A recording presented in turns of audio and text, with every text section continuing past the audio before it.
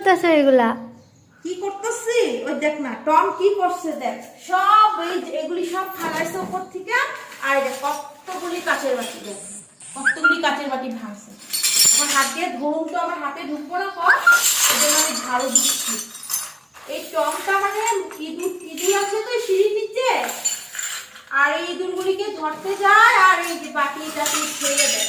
এ রাম, এটা আমি কি করলাম?